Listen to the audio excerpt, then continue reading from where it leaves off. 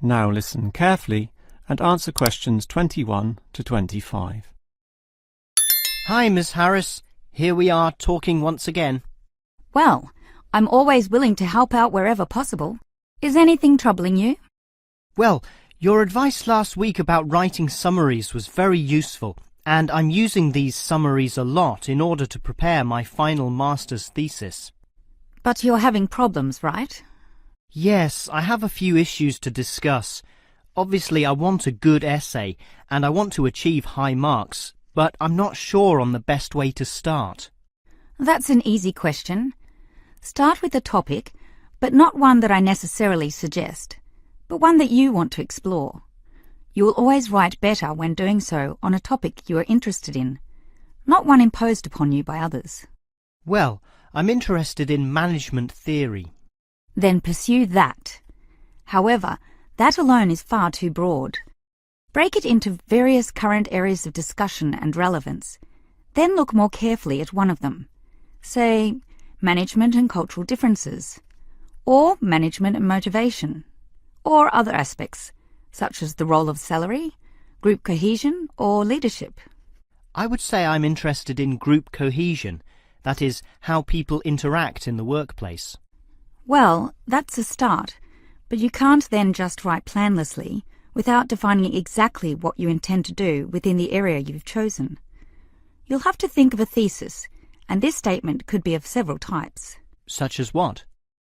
Oh, you could argue a point, something that you believe in, or discuss an issue, looking at its various perspectives, or critique the opinions of others, pointing out the pitfalls and flaws.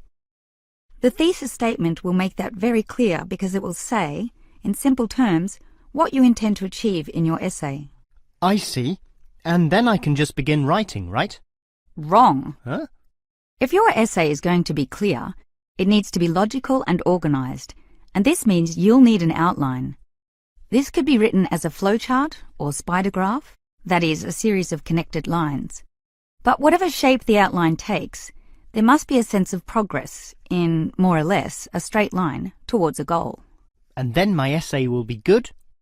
With such progression, definitely, as long as you do achieve everything that you set out to do, as specified in the beginning, okay? Well, Ms. Harris, your advice about essay writing all sounds very useful, solid and step by step, so I'll certainly follow that. But can you tell me in more general terms, what constitutes the best essay? Oh, there are many aspects to consider, but one of the most important is certainly original thinking. The best essays are written by people who think for themselves, and not just copy or imitate established views. I think I can do that.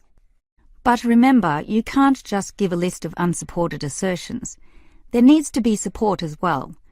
A chain of logic linking each step in your argument. Right. Yet that alone is not enough.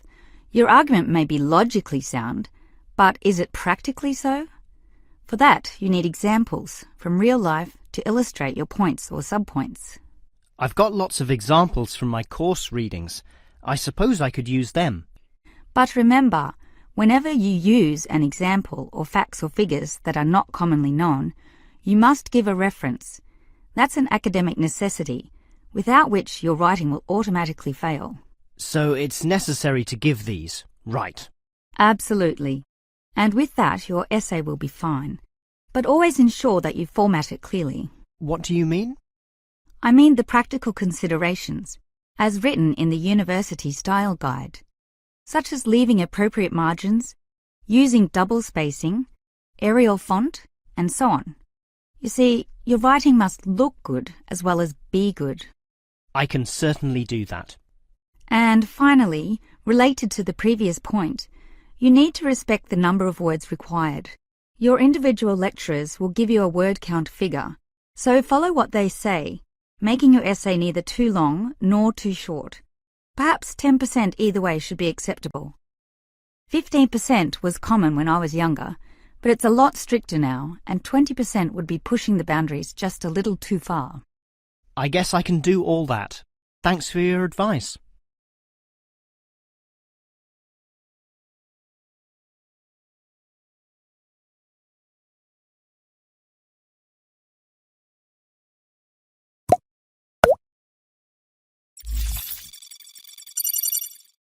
In the night sky, the stars appear to revolve around the Earth, rising in the east and disappearing in the west. The Earth itself seems solid, fixed and stable, and such common sense perception suggests that the Earth is the centre of the universe. This is known as geocentrism, with geo meaning Earth, and all pre-modern civilizations drew this conclusion. We now know, of course, that the Earth revolves around the Sun, and this is called heliocentrism, with helio meaning sun. But historically, it took quite a while for this to be deduced. As early as the 3rd century BC, an ancient Greek astronomer, Aristarchus of Samos, proposed heliocentrism, but received little support from his peers. Similarly, throughout subsequent history, isolated individuals proposed this new idea, but again, no one was listening. Geocentrism just seemed too logical to refute. Geocentrism also fitted the views of the established Christian Church, who could quote biblical passages such as, "The world also shall be stable, that it be not moved." Those who dared disagree were subject to accusations of heresy, often with dire punishments to follow. The trouble was, as the night sky was observed more closely, that simple revolution of the stars proved not so simple at all. In relation to the other stars, some steadily wandered in given directions, then sometimes reversed for months, and disappeared altogether. They were called planets, meaning wanderers. In addition, the position of the sun and moon altered slightly over the year, and comets, those mysterious glowing spots, would come and go.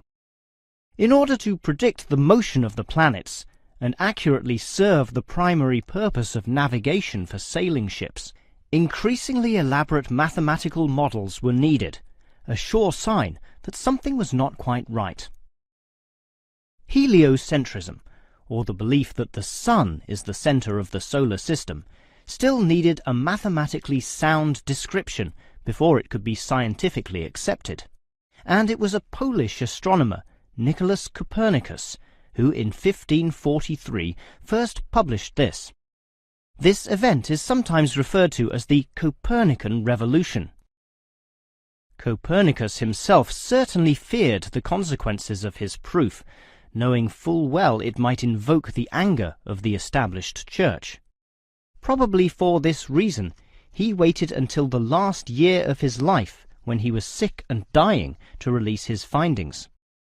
In addition, the preface of the book, written by a respected member of the church, stated that the model was not necessarily correct. As a result of this, there was no revolution whatsoever. In fact, the book received scant attention in the subsequent decades, apart from a few irate clergymen who angrily dismissed the whole scheme as irrelevant. Yet the following generations of astronomers did not always fare so well. The Italian scientist Galileo got into trouble, as did a fellow Italian with the surname Bruno, Giordano Bruno, who was burnt at the stake. Yet ultimately nothing could slow the spread of heliocentrism across Europe. It formed the basis of Isaac Newton's great work on the motion of the planets, a work which implied that even the sun, around which the Earth circled, was itself in motion around a common centre of gravity.